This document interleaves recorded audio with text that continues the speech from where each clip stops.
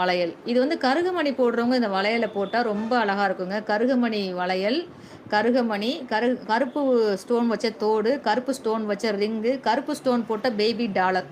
So இது மாரி ஃபேரா இருக்கவங்க, கருப்பு யூஸ் பண்ணுவீங்க அப்படின்னா, யூஸ் பண்ணி பாருங்க. சும்மா டக்கரா இருக்குங்க.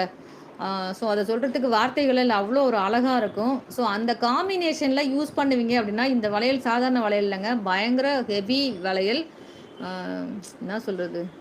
ஃபினிஷிங் வந்து பக்காவா இருக்குங்க. பார்க்கும்போதே உங்களுக்கு தெரியும். இதோட ஃபினிஷிங் எப்படி இருக்குன்னு பாருங்க.